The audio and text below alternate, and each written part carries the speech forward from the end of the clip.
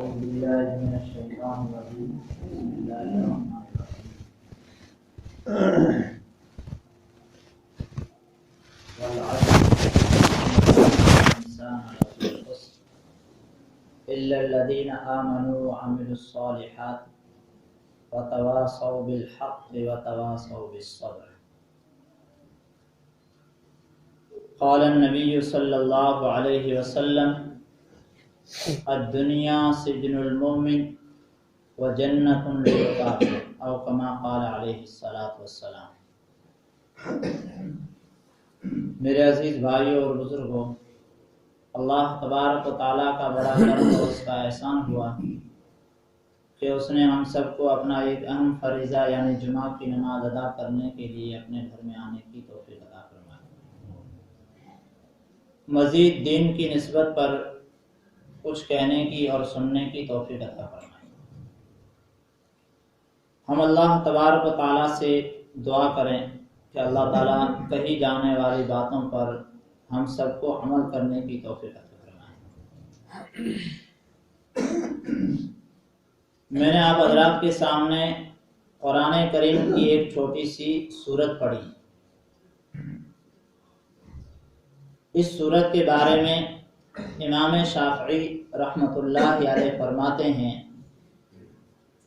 کہ اگر پورے قرآن کریم میں صرف یہ ایک ہی سورت اگر اتاری جاتی، دوسرا جو ہے قرآن کا حصہ اتارا نہ جاتا، تو بھی نصیحت حاصل کرنے کے لیے، ایمان والے کے لیے نصیحت حاصل کرنے کے لیے یہ ایک سورت کافی تھی. اس سورت میں اللہ تبارک و تعالیٰ نے 4 باتوں کی طرف جو ہے اشارہ فرمایا ہے، 4 باتوں کو ذکر فرمایا کہ ہم جو کام کر رہے ہیں، کیا ہماری زندگی جو ہے کامیابی کی طرف جا رہی ہے یا ہم جو ہے ناکامی کی طرف جا رہے ہیں. قرآن کریم میں اللہ تعالیٰ ارشاد فرماتے ہیں کہ والعصر، قسم ہے زمانے کی، ان الانسان لفی خسر، کہ انسان جو ہے گھاٹے میں ہے، توتے میں ہے، خسارے میں. الا الذین آمنوا، مگر وہ لوگ یعنی وہ لوگ جو ایمان لے آئے وہ گھاٹے میں نہیں ہیں. الا الذین آمنوا وعملوا الصالحات، ایمان لانے کے بعد انہوں نے جو ہے اس دنیا کی زندگی میں نیک اعمال کیے. وتواصوا بالحق، نمبر 3 کہ جو حق کو انہوں نے سمجھا وہ دوسروں تک بھی پہنچایا. وتواصوا بالصبر، نمبر 4 کہ اس حق کو جو ہے کہنے پر جو ان کو تکلیفیں آئی، ان تکلیفوں پر جو ہے انہوں نے صبر کیا. اگر جس نے یہ 4 کام کر لیے وہ انسان جو ہے گھاٹے میں نہیں ہے، اور جس کی زندگی میں یہ 4 کام نہیں ہے، اللہ تبارک و تعالی زمانے کی جو ہے قسم کھا کر بیان کر رہے ہیں. حالانکہ اللہ تعالیٰ کو جو ہے قسم کھانے کی کوئی ضرورت ہی نہیں ہے. جب رب العالمین جو ہے اگر ایسے ہی ارشاد فرما دیتے کہ انسان جو ہے خسارے میں ہے، تو بھی جو ہے ہمارے اوپر جو ہے لازم تھا کہ ہم اس بات کو مانتے. لیکن بات کی اہمیت کو بتلانے کے لیے اللہ تبارک و تعالیٰ نے جو ہے قسم کھائی کہ انسان جو ہے گھاٹے میں ہے، نقصان میں ہے. جس کی زندگی میں یہ 4 کام نہیں ہے اس کی زندگی جو ہے وہ سراسر گھاٹے میں جا رہی ہے، اور جس کی زندگی میں یہ 4 کام ہیں وہ انسان جو ہے وہ کامیاب. اب اگر کوئی انسان یہ کہے کہ ان 4 کاموں میں سے جو ہے میں 1 یا 2 کام کر لوں تو میں جو ہے کامیاب ہو جاؤں گا، تو ایسا نہیں ہو سکتا ہے. پہلا کام تو ہم سب نے کر لیا، الا الذین آمنوا، مگر وہ لوگ جو ایمان لے آئے، یعنی سب سے پہلا کام جو ہے ایمان ہے. یہ تو ہم سب جو ہے ایمان لے کر آئے، اور یہی جو ہے ایمان ہمارا جو ہے ہمیں مسجد میں لے کر آئے. لیکن اس ایک کام کے ساتھ میں 3 اور کام ہیں. اب انسان یہ سوچے کہ میں نے یہ جو ہے ایک کام کر لیا میں جو ہے جنت میں چلا جاؤں گا، تو یہ سراسر دھوکہ ہے. جیسے مثال کے طور پر اگر کوئی بیمار، کوئی مریض جو ہے ڈاکٹر کے پاس جائے اور ڈاکٹر جو ہے اس کو دوائی لکھ کے دے 4 قسم کی دوائی. اب وہ مریض جو ہے اپنے دل میں یہ خیال کرے کہ یہ جو 4 قسم کی دوائی دی گئی ہے اس میں سے میں جو ہے 1 دوائی لے لیتا ہوں، باقی جو ہے 3 نہیں لوں گا. تو آپ ہی بتائیے کہ وہ مریض جو ہے تندرست اور صحت یاب کبھی نہیں ہو سکتا ہے. اس کو جو ہے ڈاکٹر کی جو ہے 4 دوائیاں جو بتلائی ہوئی ہے وہ چاروں کی چاروں لینی پڑے گی اگر وہ جو ہے جسمانی اعتبار سے اگر تندرست ہونا چاہتا ہے. تو اسی طریقے سے یہ 4 کام جو اللہ تبارک و تعالیٰ نے جو ہے یہاں پر بیان فرمائے ہیں، اگر کوئی ایمان والا ڈائریکٹ جو ہے یعنی سیدھا جو ہے یہاں سے جو ہے مر کر اگر جنت میں جانا چاہتا ہے تو اس کو جو ہے یہ چاروں کے چاروں کام کرنے پڑیں گے. اگر وہ چاروں کام نہیں کرے گا، اگر 1 یا 2 کام کو اگر لے کر بیٹھ جائے گا تو وہ جو ہے ڈائریکٹ یہاں سے سیدھا جو ہے جنت میں نہیں جا سکتا. ہاں جہنم میں جو ہے سزا بھگت کے ہر ایمان والا جائے گا. امام رازی رحمۃ اللہ علیہ فرماتے ہیں کہ ایک آدمی جو ہے بازار میں جو ہے یہ رٹ لگا رہا تھا، شور مچا رہا تھا کہ لوگوں میری برف جو ہے یہ پگھل رہی ہے، تم جو ہے برف کو لے لو، میرے اوپر جو ہے رحم کر دو. اگر تم نے یہ جو ہے میرا سرمایہ یعنی اگر برف نہیں لی تو میرا سرمایہ جو ہے پانی بن کر جو ہے ضائع ہو جائے گا. ایک اللہ والے جو ہے وہاں سے گزر رہے تھے، انہوں نے کہا کہ یہ جو ہے ایک بڑی بہترین جو ہے یہ بات کہہ رہا ہے، اس سے جو ہے ہمیں سبق لینا چاہیے کہ جیسے وہ یہ کہہ رہا ہے کہ میری جو ہے برف یہ پانی کی طرح پگھل رہی ہے، اگر تم نے اس برف کو نہیں خریدا تو میرا سرمایہ یہ میری جو دولت ہے میں پیسے سے لے کر آیا ہوں یہ جو ہے ضائع ہو جائے گی اور یہ مٹی میں مل جائے گی. اسی طریقے سے اللہ تبارک و تعالیٰ نے ہمیں یہ زندگی عطا کی ہے، یہ زندگی کا جو ہے سرمایہ ہے، یہ ہمارا جو ہے دن بدن پگھل رہا ہے جیسے وہ برف پگھل رہی تھی. اسی طریقے سے ہماری زندگی کے دن جو ہے جا رہے ہیں، ایک دن آئے گا یہ زندگی کی جو ہے برف پگھل کر جو ہے مٹی میں مل جائے گی. اگر ہم نے اس برف سے اس زندگی سے اگر نفع نہ حاصل کیا، اگر یہ چاروں کے چاروں کام اگر ہم نے نہ کیے تو جیسے وہ اپنے سرمایہ کے بارے میں جو ہے فکر مند تھا اور وہ یہ رٹ لگا رہا تھا کہ میرا سرمایہ ضائع ہو رہا ہے، تو اسی طریقے سے یہ ہماری زندگی بھی جو ہے ضائع ہو جائے گی اور ہم جو ہے جہنم کے مستحق ہو جائیں گے. اس لیے میرے عزیز بھائیوں ہمیں جو ہے اپنی زندگی کے بارے میں غور کرنے کی ضرورت ہے. یہ جو زندگی ہمیں ملی ہے یہ تھوڑا سا جو ہے نا سرمایہ ہے، تھوڑی سی دولت ہے، تھوڑا سا وقت ہے. جیسے برف پگھلتے ہوئے وقت نہیں لگتا اسی طریقے سے انسان کی جو ہے زندگی گزرتے ہوئے وقت نہیں لگتا ہے. کل ہی کی بات ہے کہ ہم جو ہے چھوٹے بچے تھے اور آج جو ہے بڑھاپے کی طرف روانہ ہیں اور تھوڑے سے جو ہے وقت کے بعد جو ہے وہ بھی وقت ہے یا نہیں ہے کسی کو معلوم نہیں ہے، جو ہے قبروں میں چلے جائیں. ہماری زندگی کا جو ہے ہمیں جو وقت ملا ہے وہ کتنا ہے؟ فرماتے ہیں کہ جب ایمان والے کے گھر یہاں جو ہے بچہ پیدا ہوتا ہے تو جیسے ہی بچہ جو ہے پیدا ہوا اس کے دائیں کان میں جو ہے اذان کہی جاتی ہے اور بائیں کان میں جو ہے تکبیر کہی جاتی ہے، اقامت کہی جاتی ہے. تو علماء فرماتے ہیں کہ اس کے 2 مطلب ہیں. ایک مطلب تو یہ ہے کہ سب سے پہلے جو ہے اس بچے کے کان میں جو ہے اللہ کی وحدانیت، اللہ کا توحید جو ہے جانا چاہیے کہ اللہ ہی سب سے بڑا ہے. اور دوسرا مطلب یہ ہے کہ ایمان والے کو بتلایا جاتا ہے کہ چھوٹا سا معصوم بچہ جو کل ہی جو ہے دنیا میں آیا ہے اور آج جو ہے اس کے کان میں جو ہے اذان اور اقامت کہی جا چکی ہے، اب صرف جو ہے اذان اور اقامت کے بعد جو ہے نماز ہی کی باری ہوتی ہے. مکبر تکبیر کہنے والا جب تکبیر کہتا ہے تو کچھ سیکنڈ کے بعد جو ہے امام صاحب ڈائریکٹ جو ہے کہتے ہیں اللہ اکبر، یعنی نماز شروع ہو جاتی ہے.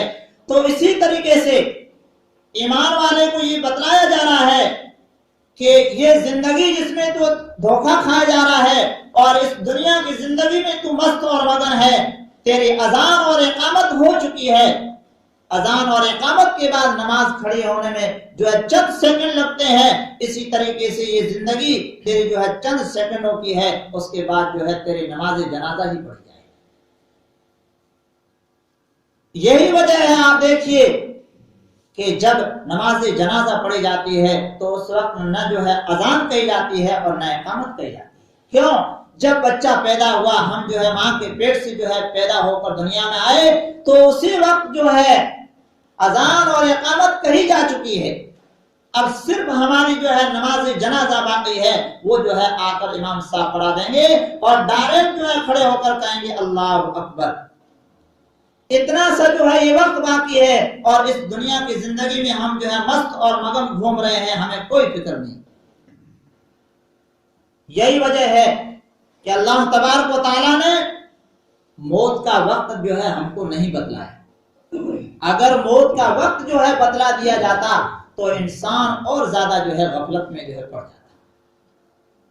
جیسے مثال کے طور پر اگر ایک انسان کو یہ کہہ دیا جاتا ساتھ میں کہ تیری زندگی جو ہے 50 سال ہے، کسی کو جو ہے ساتھ میں یہ لکھ کر دے دیا جاتا کہ تیری زندگی جو ہے 60 سال ہے، کسی کو یہ کہہ دیا جاتا کہ تیری زندگی جو ہے 70 سال ہے، تو اس دنیا میں جس میں جو ہے پہلے ہی سے جو ہے یہ دنیا فساد کی طرف جا رہی ہے، فساد جو ہے برپا ہو چکا ہے، دنیا میں کب سے جو ہے فساد ہی ہو جاتا ہے، بھلائی نام کی کوئی چیز نہیں رہتی۔ کیوں؟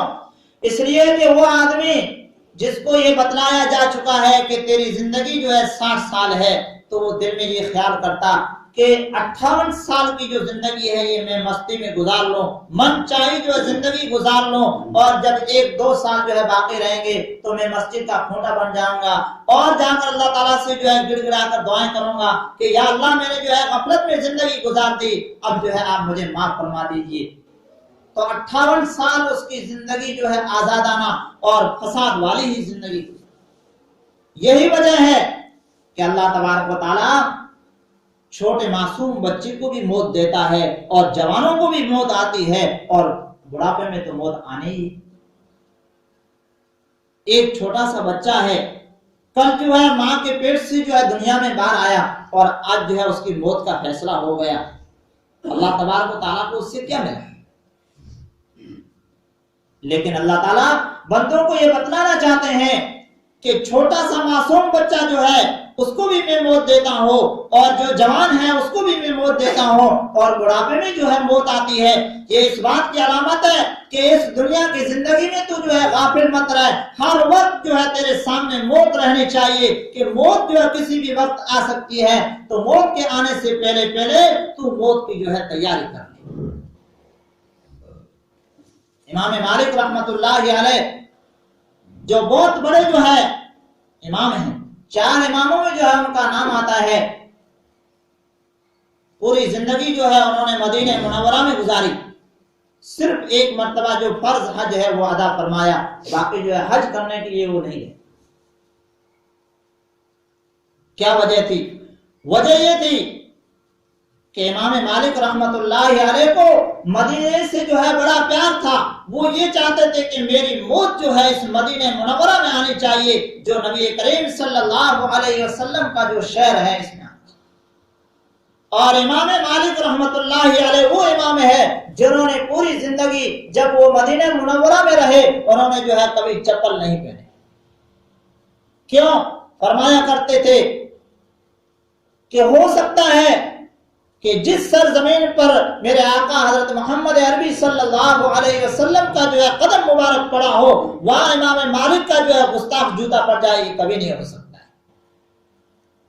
یہ وہ امام ہے، ایک مرتبہ اللہ تبارک و تعالیٰ سے جو ہے گڑ گڑا کر دعائیں مانگ رہے ہیں راتوں کو کہ یا اللہ میرا دل چاہتا ہے کہ میں تیرے گھر کو یعنی بیت اللہ کو جو ہے دیکھ کے آؤں، لیکن ہو سکتا ہے کہ موت آ جائے گی تو میرا جو ہے نا میری جو ہے موت وہ جو ہے مدینہ منورہ میں آنی چاہیے، یا اللہ آپ جو ہے مجھے وقت بتلا دیجئے کہ میری موت جو ہے کب آئے گی۔ رات کو جو ہے گڑ گڑا کر دعائیں کر رہے ہیں، دعا کر کے سوئے تو اللہ کے نبی صلی اللہ علیہ وسلم جو ہے خواب میں تشریف لائے، اور اللہ کے نبی صلی اللہ علیہ وسلم نے 5 انگلیوں سے جو ہے اشارہ فرمایا، امام مالک رحمۃ اللہ علیہ صبح اٹھے تو پریشان ہو گئے، کہنے لگے کہ 5 ہو سکتا ہے کہ 5 گھنٹے ہو سکتا ہے کہ 5 دن ہو سکتا ہے کہ 5 مہینے ہو سکتا ہے 5 سال ہو۔ تو اس زمانے میں ایک بہت بڑے جو ہے عالم، جو خوابوں کی تعبیر بتلانے والے علامہ ابن سیرین رحمۃ اللہ علیہ کے پاس جو ہے اپنے خادم کو بھیجا کہ جاؤ اس خواب کی جو ہے تعبیر پوچھ کے آؤ۔